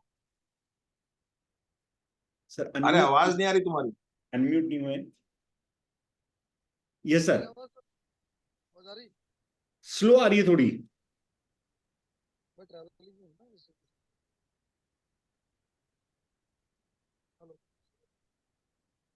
चलो प्रवीण जी, आपकी आवाज का थोड़ा प्रॉब्लम है। अंकुश जी, आप अपने आप को लो स्क्रीन पे, जी आपका भी तो अचीवमेंट हुआ है। बिल्कुल सर।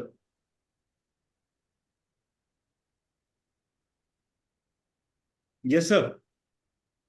तो जी आपका सर। अचीवमेंट हो गया। हाँ बिल्कुल सर। अच्छा, टीम से भी कुछ लोगों का हुआ होगा।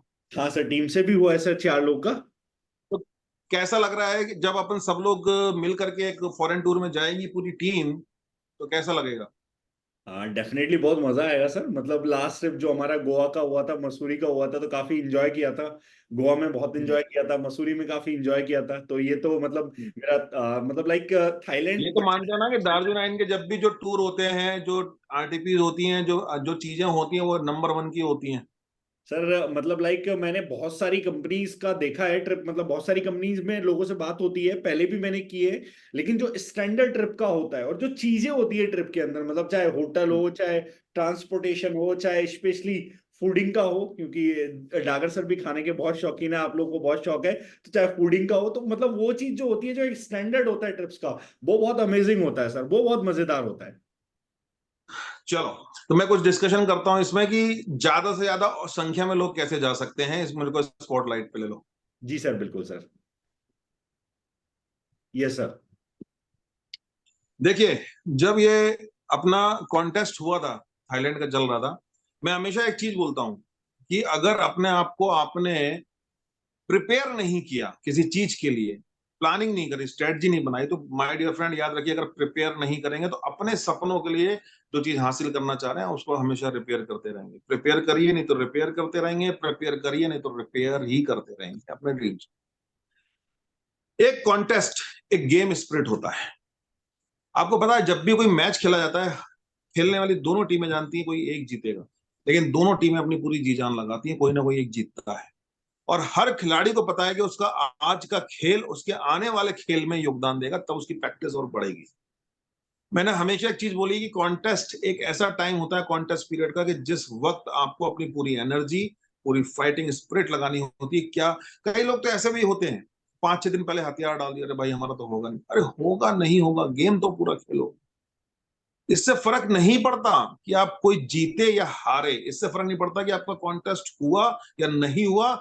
आप शीशे के सामने खड़े होकर ये बोलो कि भाई, मैंने पूरी शिद्दत से, पूरी एनर्जी से, एक एक दिन को पूरी मेहनत से मैंने अपना पूरा योगदान दिया। नहीं हुआ तो कोई बात नहीं, अगली बार जब भी होगा तब हो जाएगा, कोई दिक्कत नहीं। पर मेरी प्रैक्टिस में कमी नहीं, मेरे एफर्ट में कमी नहीं, मेरी एनर्जी इनपुट में कमी नहीं, टीम को इंस्पायर करने में कोई कमी नहीं। क्योंकि एक लीडर की एनर्जी जो है उसकी टीम को इंस्पायर करती है। अगर आपकी एनर्जी लेवल नहीं है और आपका वो इंथ्यूजम लेवल नहीं है, तो वो टीम भी इंस्पायर नहीं होगी। बुझे हुए चेहरे, बुझी हुई बातें, झुके हुए कंधे कभी किसी टीम को आगे बढ़ाने में सक्षम नहीं होते। एक शायर ने बहुत अच्छी बात बोली है, लाचारी मजबूरी और मायूसियत, लाचारी मजबूरी और मायूसियत जिन चेहरों का श्रृंगार करती है, उनके आसपास मक्खी भी फटकने से इनकार करती है। मक्खी नहीं आएगी तो आदमी कहां से आएगा? कहने का मेरा तात्पर्य सिर्फ ये है, कॉन्टेस्ट की जो फाइटिंग स्पिरिट होती है, यानी कि जो उसको जीतने का जज्बा होता है ना, वो आखिरी ओवर तक होना चाहिए। आखिरी ओवर तक होना चाहिए, आखिरी मैच तक, जब तक लास्ट विकेट ना उड़ जाए ना, तब तक संभावना खत्म नहीं होती। गोल जब चल रहा है ना, जब फुटबॉल का मैच चल रहा है, तो एक आखिरी मिनट सीटी बजने तक भी कोई टीम अगर हार भी रही है, तो वो अपना पूरा एफर्ट करती है कि यार मैं अपनी प्रैक्टिस करूं, इस हार के अंतर को कम करूं, जीतने का प्रयास करूं। यदि जीतने का जज्बा है, फाइटिंग स्पिरिट है, कोई चीज आज अनाउंस हुई है, उसकी स्ट्रेटजी आज बन गई है, और आप उस चीज को फॉलो कर रहे हैं माय डियर फ्रेंड, तो वो चीज आज आपके काम आएगी। नहीं तो ये फ्यूचर का निवेश है आपका, यही एनर्जी, यही इंफ्यूजम और यही वर्किंग आपकी फ्यूचर में आपके काम आएगी। कुछ व्यर्थ नहीं जाता। आप आज कुछ पढ़ोगे, आगे काम आएगा। आज कुछ मेहनत करोगे, आगे काम आएगा। अपनी स्पिरिट को डाउन करोगे, तो मैं फिर बोल रहा हूं, जीवन डायरेक्ट सेलिंग में जरूरतें पूरे करके गुजर जाएगा, चाहते पूरे नहीं हो। तो high energy, high spirit contest जब भी आए, तो हमें फाइट करना है। जिन्होंने अचीवमेंट किया उनको बहुत बहुत कॉन्ग्रेचुलेशन, जितने भी लोगों ने अचीवमेंट किया है। लेकिन उन्हें भी मेरी तरफ से बहुत बहुत कॉन्ग्रेचुलेशन, जिन्होंने पूरी शिद्दत से, पूरी एनर्जी से फाइट किया, भले ही नहीं कर पाए, लेकिन जिन्होंने फाइट किया ही नहीं, I am very much sorry कि मैं उनको यही बोल सकता हूँ कि वो अपनी चीजों को सुधार करें। राइट। लेकिन जैसा कि मैंने कहा था ना कि पिक्चर अभी बाकी है, गेम अभी खत्म नहीं हुआ है। तो ये कॉन्टेस्ट जो थाईलैंड का था, जो साथी आप लोग जा रहे हैं, जो आपके साथी रह गए हैं, जिन्होंने प्रयास किया, उनका प्रयास अब काम आएगा। आज से ही प्रयास चालू कर दीजिए। 17 तारीख आज है, 17 जून। 17 जून से 17 अगस्त तक ये थाईलैंड ट्रिप को एक नया कॉन्टेस्ट फिर से इंट्रोड्यूस किया जा रहा है दार्जुवी 9 में, आज 17 जून से 17 अगस्त तक के लिए। नंबर 1, इसका क्वालिफिकेशन क्राइटेरिया क्या रहेगा? इसका क्वालिफिकेशन क्राइटेरिया रहेगा जो आपने अभी क्लोजिंग करी है, जो अभी जस्ट मई की क्लोजिंग करी है, वो क्राइटेरिया रख लें क्या? सर सवाल पूछ रहा हूँ। सर मई की क्लोजिंग, मई वाला तो मुझे लगता है कुछ जैसे लोग। मार्च का रखा था, मई का रख लेते हैं। सर जो आप डिसाइड चलिए मैं आपको करें। आसान कर देता हूँ, आसान कर देता हूँ। वही क्राइटेरिया रहेगा जो पहले था, क्राइटेरिया में कोई चेंज नहीं। ओके, मार्च का ही रहेगा, सेम क्राइटेरिया, सेम सब कुछ। 17 जून से 17 अगस्त तक का कॉन्टेस्ट पीरियड रहेगा। और दूसरी चीज, ना चुनाव है उस टाइम पे, ना कोई समस्या है। आप आराम से शिद्दत के साथ पूरे इस अचीवमेंट को बहुत बड़ा कर सकते हैं। तो 17 जून से 17 अगस्त तक का 2 महीने का समय है, पहली चीज। दूसरी चीज, क्राइटेरिया जो है, जो पहले आपने पढ़ा हुआ है, मार्च को ही बेस बनाया जाएगा। जो 50,000 बीवी तक मैचिंग तक, 0 से 50,000 बीवी तक है, उनका फंडामेंटल जो बेस रहेगा वो 1.5 लाख बीवी के मैचिंग का रहेगा। कि कम से कम वो 2 ऑर्गेनाइजेशन में 1.5 लाख बीवी को क्रिएट करें। इसमें सिर्फ एक चीज का अंतर है इस कॉन्टेस्ट पीरियड में, एक फर्क है। ऐसे लोग जिन्होंने 1 फरवरी से पहले यानी 31 जनवरी तक टेंटेटिव, अभी आपके पास वो आ जाएंगी सारी कंडीशन, उसमें पढ़ लीजिएगा थोड़ा सा, अगर मैं थोड़ा सा कुछ भी एक आध डेट आगे पीछे करेक्शन कर लीजिएगा। 1 फरवरी 2024 के पहले जिन्होंने भी ज्वाइन एक्टिव किया, अपने जो एक्टिवली बिल कर चुके हैं, जिनकी आईडी ग्रीन हो गई थी, जिन्होंने भी 1 फरवरी 2024 के पहले अपनी आईडी को एक्टिव कर चुके होंगे, उनको इस जून के महीने पे सेल्फ रिटेल बीबी कम से कम 2,500 बीबी करना होगा।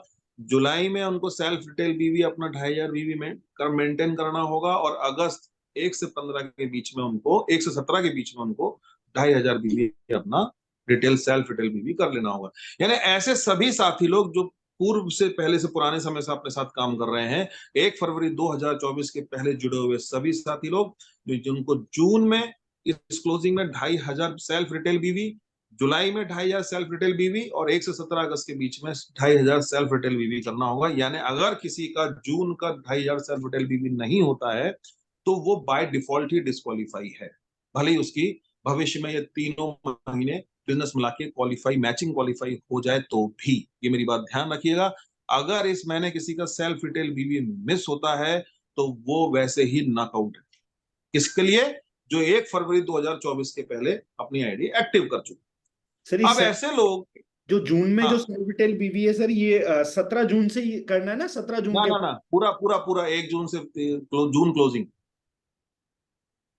Done sir done. जून मंथ की क्लोजिंग, 1 से लेके 30 जून तक। Done sir done. ठीक है, पूरा जून कंसीडर होगा, पूरा मंथ कंसीडर होगा। और अब बात आती है उनकी जिन्होंने 2 फरवरी ऑनवर्ड्स अपनी आईडी एक्टिव करी है और उसके बाद वो लोग इस सिस्टम में शामिल हुए हैं, या जो अब करेंगे या अभी एक्टिव करते हैं।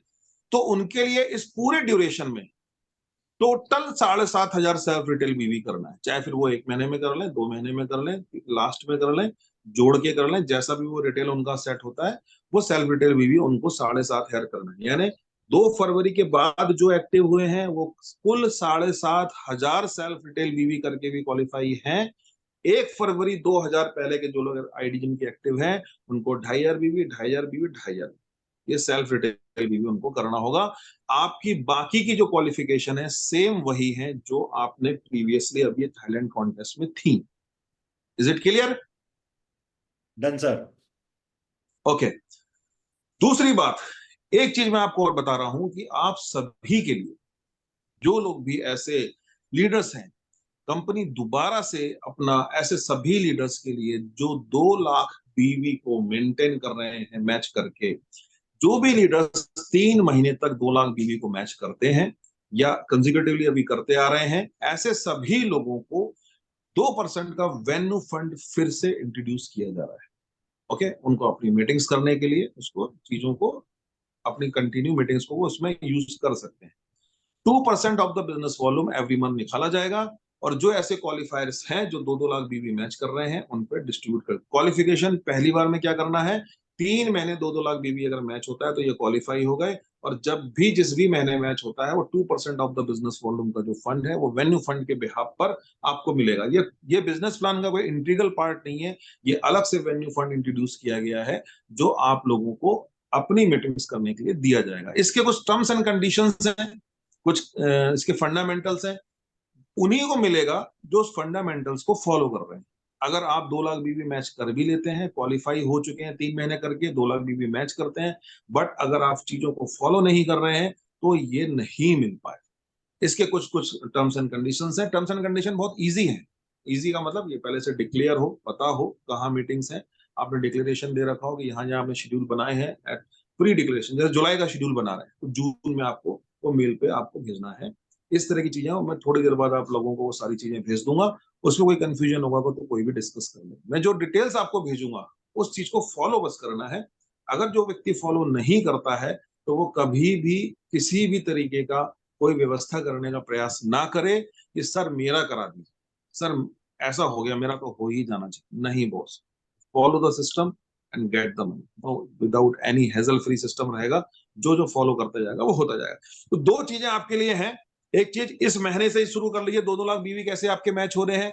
दूसरी बात ये कर लीजिए कि आपके अब थाईलैंड ट्रिप में जो साथी रह गए, जिन्होंने फाइट करी, लड़े, पूरी ताकत लगाई, शिद्दत लगाई, उनके लिए अभी ये 2 महीना और है, वो पूरी ताकत लगा सकते हैं। हम एक पूरा कंप्लीट बैच लेकर के, जैसे ये कॉन्टेस्ट खत्म होगा नेक्स्ट उसके 1 महीने बाद या जो भी टेंटेटिव मंथ होगा, एक बढ़िया बैच बनाएंगे, एक बढ़िया शानदार फॉरेन ट्रिप करेंगे। तो ये मौका आपको दोबारा मिल रहा है दार्जिलिंग में। Thanks to management, Sanjeev Hooda sir को मैं धन्यवाद देना चाहूंगा, जितेंद्र सर को धन्यवाद देना चाहूंगा कि उनसे ये रिक्वेस्ट जो रखी गई, उन्होंने इस चीज को एक्सेप्ट किया और उन्होंने इस चीज को बोला डिक्लेयर करने के लिए। तो मैं उन सर को और जितेंद्र सर को, संजीव सर को, जितेंद्र सर को थैंक्स बोलूंगा। आप सबको भी उनको थैंक्स बोलना चाहिए। लेकिन अब मत चूकना कोई भी, और मैं ऐसे लोगों को बहुत शिद्दत से वॉच करूंगा कि जो जीते या हारे, फाइट जिसने करी कि नहीं, जिसने अपने पंजों को खोला कि नहीं, जिसने अपने नाखून निकाले कि नहीं, जिसने रेस में भाग लिया कि नहीं, जिसने पूरी शिद्दत से। ऐसा नहीं है कि ये सिर्फ गाने लगाने से, क्या बोलते हैं, इस गली का मैं बादशाह हूं, मैं इसका ये हूं, नहीं बॉस, ये एटीट्यूड शो करना पड़ेगा, ये एग्रेसिव एटीट्यूड शो करना पड़ेगा, इस बिजनेस का डंका बजाना पड़ेगा, चर्चा और पर्चा करना पड़ेगा, पूरी जगह इसके बारे में एक्साइटमेंट की लहर आपको दिखानी होगी कि यू आर एक्साइटेड और आप इस बिजनेस में एंजॉय कर रहे हैं और आप इस बिजनेस में अच्छा महसूस। तो मेरा सेशन यही था। बाकी मेरी तरफ से आप सभी को अग्रिम शुभकामनाएं, जिन्होंने अचीवमेंट किया और जो अब अचीवमेंट करेंगे। तो तैयारी पूरी करिए पूरे जज्बे के साथ। आज हमने बात करी थी दार्जिलिंग के कॉन्सेप्ट के बारे में, और ये कॉन्सेप्ट हर जगह पिच किया सकता है अगर आप थोड़ी सी चीज समझे होंगे, और कभी इसमें बारे में विस्तार से बात करेंगे। कैलकुलेशन में आपके जो भी सीनियर्स हैं वो आपको बिजनेस प्लान बताएंगे, और मुझे कभी मौका लगा तो अपन कैलकुलेशन में भी बात करेंगे बेस्ट कैसे है। We are not number 1 but we are the best company, ये ऑलवेज आपको ध्यान रखना है। Thank you, wish you all the best. Thank you so much sir, thank you so much. बहुत बढ़िया तरीके से आपने सारी चीजें बताई, और आखिरी की जो गुड न्यूज़ थी सर, मतलब बहुत ही बढ़िया, बहुत ही अमेजिंग। और डेफिनेटली चैट बॉक्स के अंदर मैसेज आपको दिख रहे होंगे, सभी लोग बहुत एक्साइटेड हैं। और डेफिनेटली इन गुड न्यूज़ को हम यूटिलाइज करके अपने बिजनेस को, सर ऑलरेडी एक बहुत अच्छा जंप, ऑलरेडी एक बहुत अच्छा पुश सभी लोग के बिजनेस के अंदर हुआ है। और जो गुड न्यूज़ आपने दी है, डेफिनेटली इसके बाद हमारा बिजनेस 3x 4x होने वाला है, इसमें कोई डाउट नहीं है सर। ये एक्साइटमेंट जो जूम में दिख रहा है ना, ये एक्साइटमेंट फील्ड पे दिखना चाहिए, और ये एक्साइटमेंट पूरी सोशल मीडिया में दिखना चाहिए। बिल्कुल डेफिनेटली दिखेगा सर। जितने भी लोग यहाँ पे प्रेजेंट है, ईच एंड एवरी पर्सन, मतलब जिनके मैं फेसेस देख पा रहा हूँ, सब लोग बहुत एक्साइटेड है। और कहीं ना कहीं ऑलरेडी लोग को बहुत बेसब्री से इंतजार था इस चीज का। तो ये और चीज, मैं एक, अंकुश जी सॉरी मैं इंटरप्ट कर रहा था, एक चीज मैं और कहना चाहूंगा कि जो भी सीनियर लीडरशिप है वो आज ही ये चीज को मार्क कर ले कि कौन उनके अचीवर हो चुके हैं और कौन नए अचीवर होने। और दूसरी चीज मैं बता दूं, इसमें रीक्वालिफिकेशन नहीं है। रीक्वालिफिकेशन मतलब जो ऑलरेडी अचीव कर चुका है, ऐसा नहीं कि वो फिर अचीव कर लेगा तो वो 2-2 बार जाएगा। रीक्वालिफिकेशन नहीं है इसमें। आपको अपनी टीम से जो लोग रह गए उनको क्वालिफाई कराना है, और इसमें एक तरीका अपनाना है। जो भी सीनियर लीडर हैं वो पहले लिस्ट बनाए कि भाई किस किस को समझ में आ रहा है कि मुझे बात करनी है, सबसे बात करें, अपनी लिस्ट बनाए और आज ही तय कर लें कि ये क्वालिफाई हो गया भाई। बाकी तो 2 महीने प्रोसीडिंग का टाइम है। आज ही सोच लिया कि ये तो क्वालिफाई हो गए, मतलब हो गए, कंसीव कर लो दिमाग में, क्वालिफिकेशन हो गई। 2 महीने प्रोसेस करना, उस 2 महीने के प्रोसेस में सीनियर लीडर्स की ये रिस्पॉन्सिबिलिटी है, वो अपने जिनको क्वालिफाई कराना है उनके साथ लग के रहना, गाइड करना, उनके दोनों ऑर्गेनाइजेशन में देखना कि मेक श्योर कि वो एक एक मीटिंग्स कर रहे हैं कि नहीं कर रहे। अभी 2 महीने में जितने भी संडे आपके पढ़ने वाले हैं, जो भी संडे बड़े महत्वपूर्ण संडे होंगे, उन सभी संडे की प्लानिंग करना, उसमें मीटिंग्स करना, वर्कशॉप करना, चाहे छोटी हो बड़ी हो, होम मीटिंग, ग्रुप मीटिंग, ये सब आपके हाथ में है। तो ये प्लानिंग स्ट्रेटजी अगले आज कल में बना लीजिए, भिड़ जाइए टीम के साथ। टीम और आपका एक समन्वय जो है, ये सब कुछ कर सकता है। Everything is possible. क्या, ओवर टू अंकुश जी, आप। Definitely sir, thank you sir. जो गुड न्यूज़ आपने दिए हैं और जो चीजें आपने बताई है, डेफिनेटली इसके बाद परफॉर्मेंस बहुत जबरदस्त निकल के आने वाली है और बहुत ही जबरदस्त न्यूज़ है जितने भी लोग यहाँ पे प्रेजेंट है, जिन लोगों ने सुनी है उन सबके लिए। और डेफिनेटली इसको मैक्सिमम यूटिलाइज करेंगे सर। और हम सबकी तरफ से संजीव हुडा सर को, जितेंद्र डागर सर को, आपको, नरेंद्र सर को थैंक यू सो मच की अपॉर्चुनिटी हमें मिली है। और डेफिनेटली इसको यूटिलाइज करके हम लोग डेफिनेटली बहुत जबरदस्त काम करके दिखाएंगे। Thank you so much sir. Thank you, bye bye, thank you so take much care. Sir. Thank you so much everyone for being present here. मिलके जबरदस्त करते हैं, जो गुड न्यूज़ मिली है उनका बेनिफिट उठाते हैं। जल्दी से 2-2 लाख मैचिंग के स्लैब में आइए, बेन्यू फंड भी आपको मिलेगा, एक एक्स्ट्रा इनकम आपकी स्टार्ट हो जाएगी परफॉर्म करने के लिए, एंड साथ ही साथ एलओबी भी आपका स्टार्ट हो जाता है। तो आई थिंक मुझे लगता है कि अब 2-2 लाख की मैचिंग अगर आप करते हैं तो एक बहुत अच्छा हैंडसम अमाउंट, लाइक 80-85,000 का, लगभग 85-90 हजार रुपए का चेक भी आप कमा सकते हैं। तो एक बहुत अच्छी अपॉर्चुनिटी है। तो जल्दी से 2-2 लाख बीवी के मैचिंग के स्लैब में आइए। और ये थाईलैंड का जो रिक्वालिफिकेशन का क्राइटेरिया आपको मिला है, बहुत अच्छी अपॉर्चुनिटी है। आज ही से एक क्राइटेरिया स्टार्ट हुआ है। पिछली बार जो भी गलतियां, जो भी मिस्टेक्स रही, आप सबको पता है, आप सब लोगों ने एनालाइज करी होगी, आप सब लोगों ने फील किया होगा कि शायद आप नए लॉगिन्स निकाल के काम कर सकते थे, शायद आप नए लोगों को 12,500 25,000 बीवी की मैचिंग करवा सकते थे, शायद आप अपने आप का शेड्यूल प्लान करते और टाइम वेस्ट नहीं करते तो आप अचीव कर सकते थे। अगर आप इलेक्शंस में ज्यादा नहीं घुसते या इलेक्शंस में ज्यादा समय नहीं देते तो शायद आपकी परफॉर्मेंस और बेटर हो सकती थी। शायद आप शादियों का खाना थोड़ा कम खाते तो शायद यहाँ पे कुछ और बेनिफिट हो सकता था। आप डिस्ट्रैक्ट नहीं होते तो शायद क्राइटेरिया कुछ और हाल, ये क्राइटेरिया टाइम पे कुछ और हाल आपके बिजनेस का होता और बेटर ये होता। तो बहुत सारी ऐसी मिस्टेक्स रियलाइज आपने करी होगी और उन गलतियों को इंप्रूव करके, कहते हैं ना अंत भला तो सब भला, उन गलतियों को दूर करके एक रिक्वालिफिकेशन का मौका आपको मिला है। तो मैं कहीं ना कहीं बोलूंगा कि ऑलरेडी आप अपना होमवर्क कर चुके हो, ऑलरेडी आप अपना फ्रेमवर्क कर चुके हो, ऑलरेडी सारा कुछ व्यवस्था आपके सामने कंप्लीट है। मतलब ये उसी तरीके से है जिस तरीके से आपको कोई टास्क दिया गया, उस टास्क को परफॉर्म करने का ट्राई आपने किया, उस टास्क को परफॉर्म करने का ट्राई जब आपने किया तो हो सकता है वहां छोटी मोटी गलती हुई और आपको ऑलरेडी पता है कि इस बार मुझे ये गलती नहीं करनी है। चाहे मतलब आप साइकिल की रेस कर रहे हो तो आपको पता है कि उस टर्न पे, उस जगह पे इतना शार्प टर्न है तो मुझे वहां सावधानी से घूमना है, मेरे को वहां पे स्पीड इतनी मेंटेन करनी है। तो हर एक चीज आपको पता है। तो मैं उम्मीद करता हूं कि इस चीज का मैक्सिमम बेनिफिट उठाएंगे और इस क्वालिफिकेशन के क्राइटेरिया को कंप्लीट करेंगे और थाईलैंड में साथ में मिलकर एंजॉय करेंगे। That's all from my side. Thank you so much everyone. मिलकर धमाल करते हैं। Thank you so much.